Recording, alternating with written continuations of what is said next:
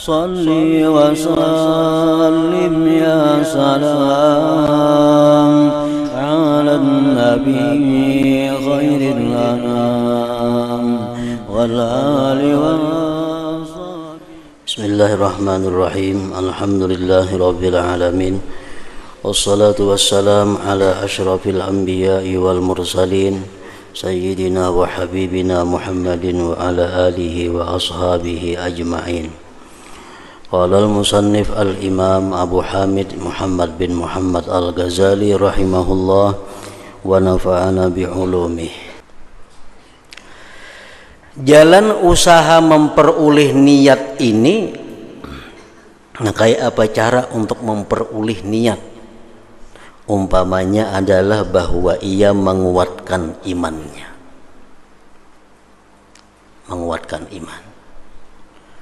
menguatkan imannya dengan agama pertama-tama, dan ia menguatkan imannya dengan besarnya pahala orang yang berusaha memperbanyak umat Nabi Muhammad sallallahu alaihi wasallam. Dan ia menolak dari dirinya semua hal yang melarikan dari anak daripada beratnya ungkus, lamanya kepayahan dan lainnya. Yang bertentangan lawan menghasilkan anak itu mesti ditolak. Artinya aku kawin tujuannya karena mendengar hadis Nabi akan bangga di hari kiamat banyak umat sidin daripada umat yang lain-lainnya. Jadi aku kawin ini tujuannya untuk memperbanyak umat Nabi Muhammad. Nah karena imbah kawin jangan masuk kabi. Karena sesuai karena lawan niatnya memperbanyak umat Nabi Muhammad. Nah jadi orang yang menggunakan alat-alat kabin itu kadakawa inya bersetubuh niat saja aku memperbanyak umat kadakawa. Kenapa? Karena inya menggunakan hal-hal yang bertentangan lawan yang diniatkannya itu. Nah maka apabila ia berbuat demikian, maka kadang-kadang terbangkit hatinya, keinginannya kepada menghasilkan anak karena pahala. Lalu keinginan itu menggerakkannya dan anggota badannya bergerak untuk melaksanakan akad nikah. Apabila terbangkit kemampuan yang menggerakkan kepada lisan dengan menerima akad karena taat kepada pendorong ini yang kuat atas hati, niscaya ia berniat ngarannya. Kalau tidak demikian, maka apa yang memampukannya pada dirinya dan mengulang-ulanginya pada hatinya dari maksud anak adalah bisikan syaitan dan igawan aja ngarannya. Macam Junaid al-Baghdadi rahimahullah disebutkan dalam manaqib beliau. Junaid al-Baghdadi mempunyai usaha, mempunyai toko di pasar. Walaupun sin kada berdagang nang kayak orang berdagang kada. Cuma ada punya toko di pasar dan sin kadang-kadang buka toko. Kadang-kadang tutup. Nah, kenapa pian maka berusaha? Gesin semata-mata aku hanya hendak mendapatkan hadis Nabi yang berbunyi at-tajirus saduq yuhsaru ma'as-siddiqin yaumal qiyamah. Nah, pedagang-pedagang yang jujur, pedagang-pedagang yang benar itu pada hari kiamat kaina akan dihalau beserta orang-orang siddiqin. Nah, mendengar itu hadis Nabi lalu terbuka hati untuk jadi pedagang yang jujur lalu sini berdagang. Nah itu ngarannya adalah niat.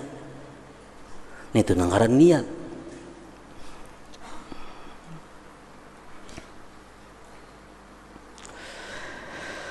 Karena inilah segolongan orang salaf enggan dari sejumlah perbuatan taat karena niat tidak hadir kepada mereka, dan mereka berkata niat tidak hadir akan kami.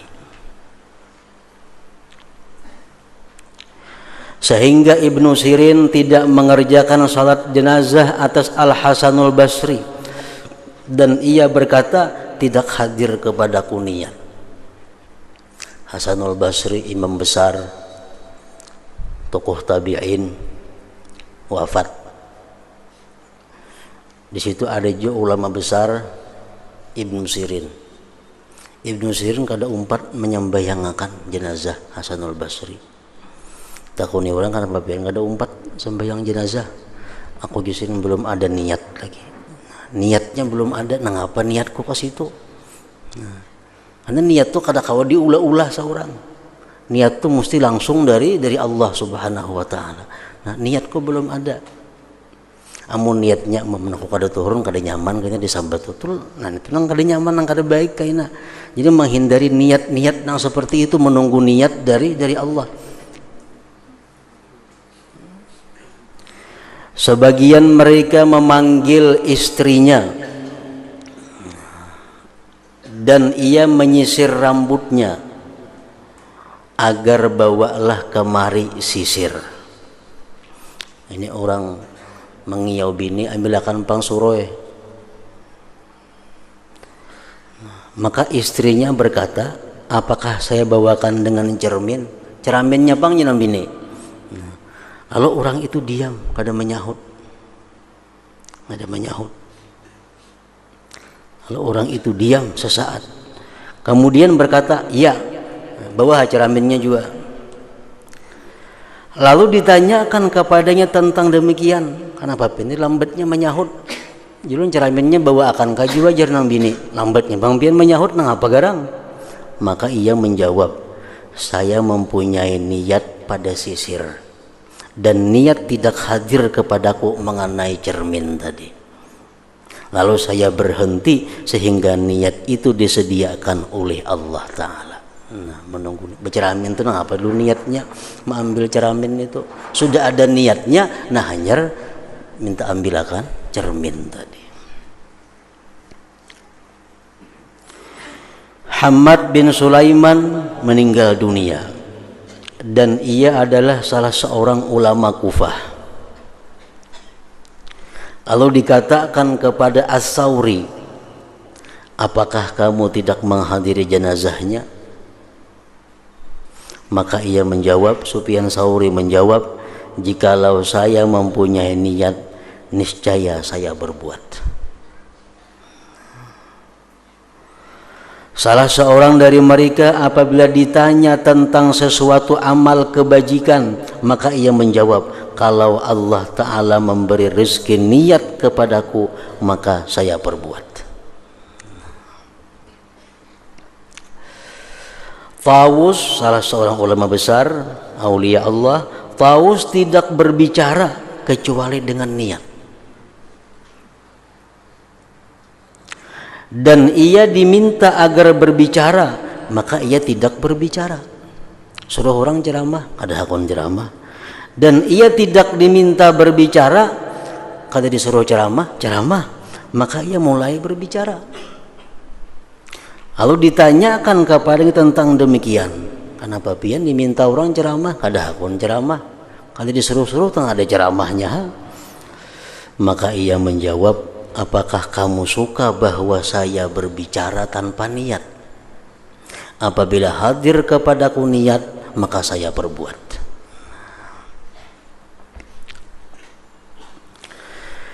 Diceritakan bahwa Daud ibnul Muhabbar ketika mengarang Kitabul Aqli, maka Ahmad bin Hanbal mendatanginya.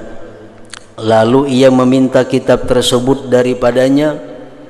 Maka Ahmad melihat satu halaman pada kitab tersebut. Kemudian ia Ahmad mengembalikannya. Maka ia Daud berkata, apa yang terjadi padamu, hai Ahmad? Ia Ahmad berkata, pada sanad-sanad yang daib, padanya sanad-sanad yang daib. Ini kitab karangan Nikam ini sanadnya banyak nang daib-daib. Lalu Daud berkata kepada Ahmad, saya tidak meriwayatkannya atas sanad-sanad. Kitab ini kukarang bukan memandang sanad-sanadnya. Lalu saya lihat padanya dengan ain hadis. Sesungguhnya saya memandang padanya dengan ain amal, jika saya memperoleh manfaat. Nah, ini kitab aku niatnya mengarang untuk manfaat, bukan untuk mencari sanad-sanad yang kuat. Nah, Ahmad berkata, maka kembalikanlah kitab itu padaku, sehingga saya memandang padanya dengan mata yang kamu pakai memandang. Lalu Ahmad mengambilnya, dan ia berdiam di sisinya dalam waktu yang lama. Kemudian ia berkata, mudah-mudahan Allah membalasmu dengan kebaikan, saya telah memperoleh manfaat dengannya. Nah, jadi kitab nang dikarang dengan niat bahwa kitab ini agar bermanfaat, orang nama lihat pun akan bisa mengambil manfaat daripada kitab itu. Dikatakan kepada Taus, berdoalah untuk kami. Ujar orang lawan Taus, doakan pang kami. Lalu ia berkata, sehingga saya dapatkan niat baginya. Menunggu niat dulu, hanya mendoakan. Nah, pegarang niatnya mendoakan orang itu. Sebagian mereka berkata, saya berada dalam mencari niat untuk menjenguk seseorang sejak 1 bulan, lalu tidak sah niat itu bagiku sesudahnya. Ada kawan datang di situ, nah hendak mailangi, hendak benar, cuman niatnya kadada, sebulan sudah menghadang niatnya kada sendetangan lagi. Nah, ngapa niatnya ke situ? Sedangkan niat itu kata dia ulah-ulah tadi, menunggu datang daripada Allah Subhanahu wa taala. Isa bin Katsir berkata, saya berjalan beserta Maimun bin Mihran. Lalu si Maimun tadi sampai ke pintu rumahnya. Maka saya pulang, ujar Isa bin Katsir tadi. Maka anaknya bertanya, anaknya Maimun, apakah kamu tidak menghidangkan makanan malam baginya? Jadi anak Maimun tuh tamu pian tuh kok disuruhi makanan kah? Maimun menjawab, itu tidak termasuk dari niatku. Aku tadi niat kasihnya membawanya ke rumah aja, gak ada berniat menyuruhinya makanan. Itu tidak termasuk dari niatku. Dan inilah karena sesungguhnya niat itu mengikuti pandangan. Lalu apabila pandangan berubah, maka niat juga berubah. Dan mereka tidak menganggap bahwa mereka berbuat sesuatu amal kecuali dengan niat. Karena tahunya mereka bahwa niat itu rohnya amal. Dan bahwa amal tanpa niat yang benar adalah riya dan memberatkan diri, dan itu adalah sebab dimurkai, bukan sebab pendekatan. Nah, kalau kita beramal niatnya kada bujur, itu ngarannya adalah riya, bukan mendekatkan diri kepada Allah, tapi justru mendatangkan kemurkaan Allah. Jadi lebih baik kita kada menyuruhi tamu makanan daripada kita menyuruhi niatnya kada baik. Kedua rugi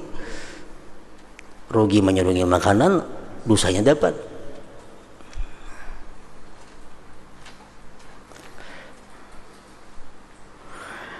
Dan mereka tahu bahwa niat bukanlah perkataan orang yang berkata dengan lisannya, saya berniat, bukan itu. Tetapi niat itu adalah terbangkitnya hati yang berlaku seperti berlakunya futuh dari Allah Ta'ala. Maka futuh itu kadang-kadang mudah pada sebagian waktu dan kadang-kadang sulit pada sebagian waktu yang lain. Nah, jadi kada gampang maulah amal perbuatan itu menjadi ikhlas. Kada gampang maulah perbuatan yang mubah menjadi bernilai ibadah. Kalau perbuatan ibadah menjadi maksiat, nyaman diulah. Perbuatan mubah menjadi dosa, nyaman ulahannya. Tapi kalau perbuatan yang boleh supaya jadi pahala, itu memerlukan niat. Sedangkan mendapatkan niat itu memerlukan ilmu dan ma'rifat dahulu kepada Allah Subhanahu wa ta'ala.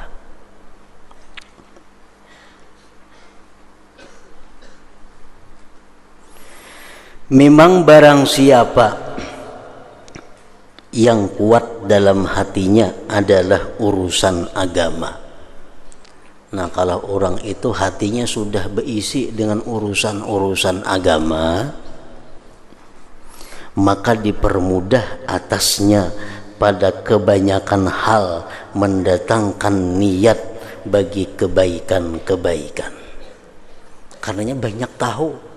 Nah, orang yang hatinya banyak mempunyai ilmu-ilmu agama, ini banyak tahu tentang fadilah-fadilah, keutamaan-keutamaan amal. Lalu itu mempermudah datangnya niat yang baik. Kalau ilmu agama kada banyak inya berisi, ilmu agama kada banyak di dalam hatinya, kayak apa caranya untuk mendatangkan niat yang baik dalam hati itu kada kawa.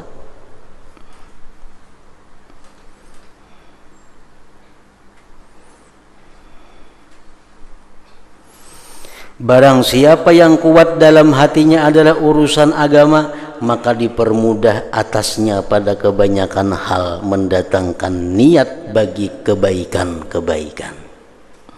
Karena sesungguhnya hatinya itu condong kepada pokok kebaikan. Nah, orang yang hatinya sudah penuh dengan agama, hatinya sudah arah kepada kebaikan. Lalu ia terbangkit menurut kebiasaan kepada perincian-perinciannya. Kita tahu bahwa niat orang makan macam ini, niat orang bersedekah sampai 20 macam niatnya lebih. Nah, kenapa tahu niat itu? Karena mereka asalnya mengetahui tentang keutamaan sedekah. Akhirnya mereka kumpulkan niatnya jadi sekian banyak. Mungkin kita kada tahu kalau berniat nangka itu, ada tahu. Kita kada tahu umpamanya sedekah itu menolak kejahatan. Kalau kita meniatakan saja aku bersedekah untuk menolak kada kawa karena kada tahu. Dan barang siapa condong hatinya kepada dunia dan itu kuat atasnya, maka tidak mudah baginya yang demikian itu. Orang yang hatinya dipenuhi dengan urusan-urusan duniawi sulit untuk mendatangkan niat yang baik. Bahkan demikian itu tidak mudah baginya dalam melaksanakan kewajiban-kewajiban. Jangankan maulah nang mubah, nang boleh jadi bapahala, nang melaksanakan nang wajib pun sulit inya melaksanakan niat nang baik apabila hatinya dipenuhi dengan urusan-urusan duniawi. Apalagi mah ulah nang boleh jadi bapahala, nang wajib lagi supaya bujur ya tuh ngalihnya.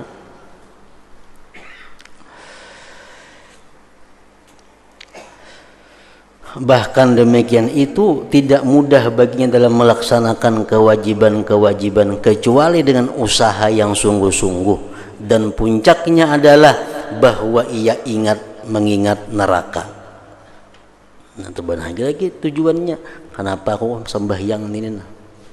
Karena aku mau ada sembahyang, aku ada wani masuk neraka kena matinya. Hal tegara hati hendak sembahyang. Kayak itu pang maka.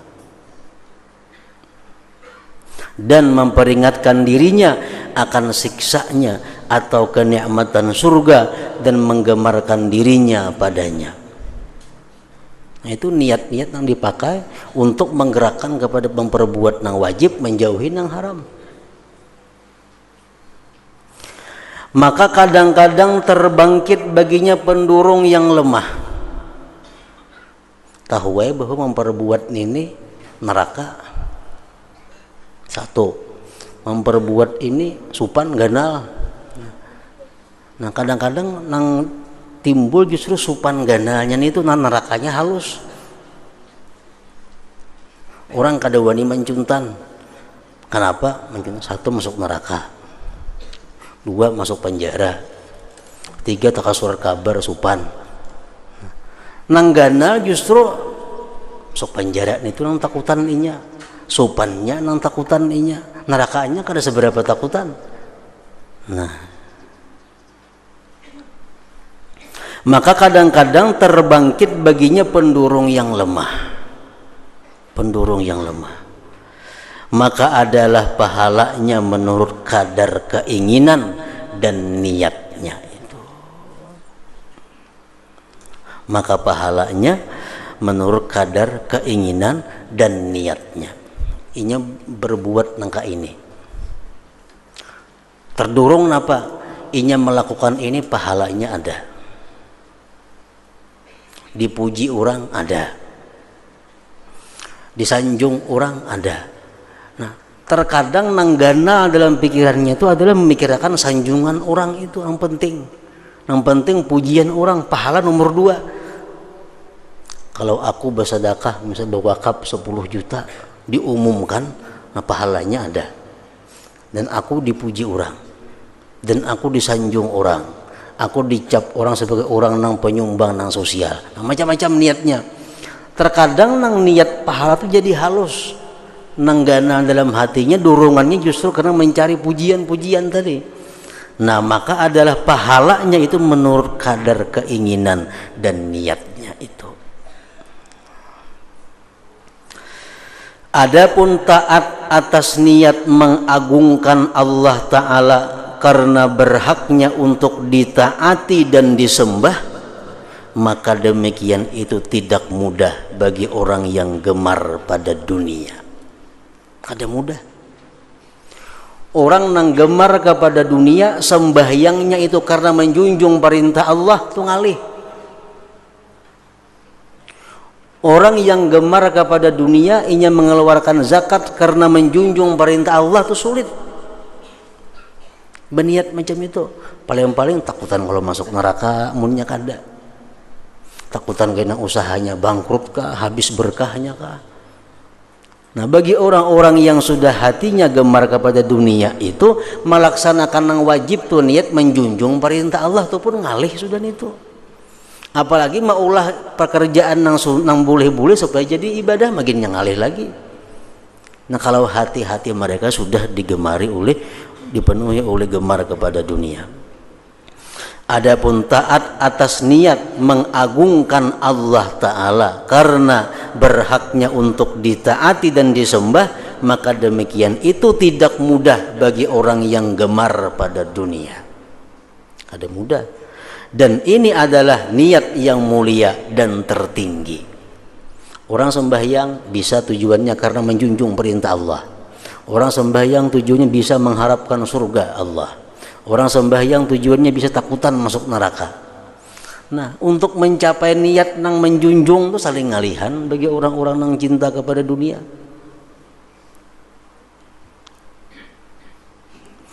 Dan ini adalah niat yang mulia dan tertinggi, dan sedikit di atas hamparan bumi orang yang memahaminya, lebih-lebih orang yang mengerjakannya itu.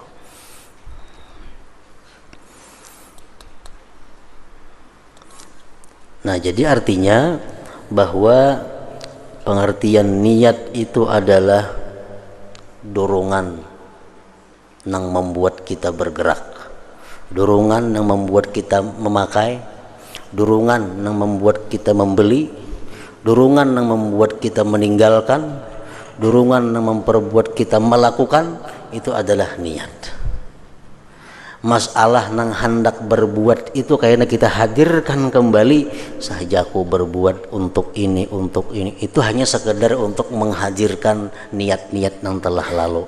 Andai kata ini kada dibaca pun kada jadi masalah, karena sudah ada terdahulu sebelumnya niat yang kuat di dalam hatinya.